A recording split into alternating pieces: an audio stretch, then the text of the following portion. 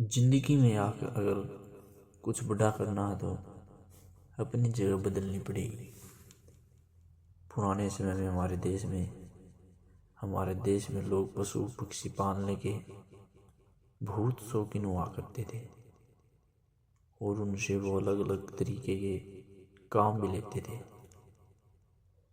जैसे पशुओं से खेती के साथ साथ बाड़ा ढोना, सामान एक जगह से दूसरी जगह पर ले जाना तथा सवारी के काम में लाते थे। ऐसे ही पशु पक्षियों को सिखा पढ़ाकर उनके द्वारा संदेश भेजना, गुप्तचर का काम करवाना और उनकी आपस में कुश्ती करवाना मनोरंजन के काम में भी लाते थे। कुछ देशों में तो आज भी लोग पशुओं की लड़ाई करवाकर मनोरंजन करते हैं। ये सभी पशु पक्षी उस समय के लोगों की जिंदगी का हिस्सा हुआ करते थे। जैसे कि आपने इतिहास में महाराणा प्रताप के घोड़े चेतक का नाम तो सुना ही होगा। ऐसे ही उस समय के राजा हाथी, घोड़े, तोता, कबूतर, बाज व अन्य पशु पक्षियां अलग अलग उपयोग के लिए पालते थे। दोस्तों, मैं आज आपको एक ऐसी कहानी बता रहा हूँ जो कि बहुत पुराने समय की है। कहानी यह है कि उस समय किसी एक राज्य के राजा दूसरे राज्य के अपने मित्र राजा के यहाँ मिलने के लिए गए। जब राजा अपने मित्र से मिलकर वापस चलने लगे तो उनकी नजर बाघ पक्षी के दो नन्हे बच्चों पर पड़ी, जो देखने में बहुत ही सुंदर थे और सभी को अपनी ओर आकर्षित कर रहे थे। अब राजा से रहा न गया और उन्होंने उनसे वह बाजों का जोड़ा लेने की इच्छा प्रकट की। मित्र राजा ने उन्हें उपहार स्वरूप वो दोनों बच्चे उन्हें भेंट कर दिए। अब राजा उन बच्चों को लेकर अपने राज्य वापस आ जाते हैं। कुछ दिनों बाद थोड़े बड़े हुए तो उनको ट्रेंड करने के लिए एक ट्रेनर की व्यवस्था की जाती है। अब ट्रेनर उन बाजों को मैदान में ले जाता है और उन्हें सिखाता है, लेकिन जब वह उन दोनों को आसमान में उड़ने का इशारा करता है तो उनमें से एक बाज तो ऊपर ऊंचाई पर जाकर उड़ता है और कलाबाजियां करता है। वहीं दूसरा वाला बाज पास में खड़े वरिष्ठ की डाली पर बैठकर ट्रेनर की लाख कोशिशों के बावजूद वह उस डाली को छोड़ने को तैयार नहीं था। कुछ दिनों तक यह सिलसिला चलता रहा। जहां एक बाज ने उड़ने की इच्छा खासी महारत हासिल कर ली थी, वही दूसरा वाला उस पेड़ की डाली पर बैठकर रेस्ट करता रहता था। ऐसा लगता कि वह उस पेड़ की डाली से बांध दिया गया।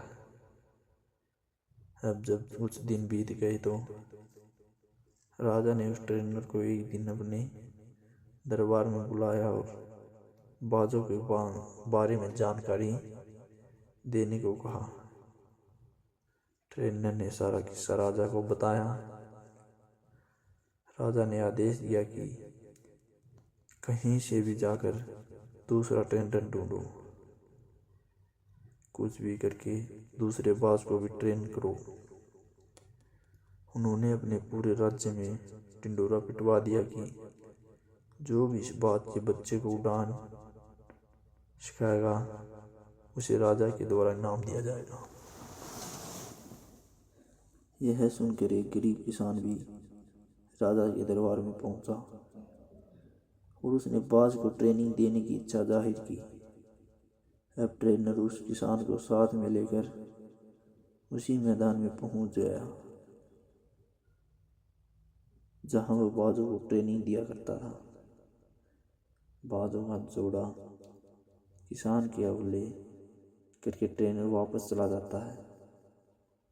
2-3 दिनों तक किसान ने कोशिश कि लेकिन सफल नहीं हुआ।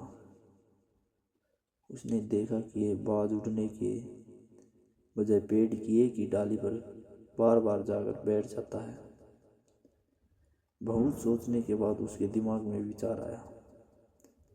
अगले दिन सुबह ट्रेनिंग के लिए जाते समय वह घर से अपने साथ कुल्हाड़ी लेकर गया। वहां पहुंचकर सबसे पहले वह डाली काट दिया जिस पर वह बाज बैठता था। अब उसने बाजों को उड़ने का इशारा किया। इस बार किसान को चमत्कार दिखाई दिया। उसने देखा कि दूसरा बाज भी पहले वाले के साथ आसमान में ऊंचाई उड़ान बन रहा है।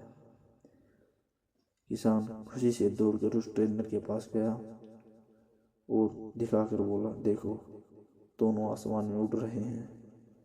ट्रेनर ने आश्चर्य से पूछा, ये तुमने कैसे कर दिया?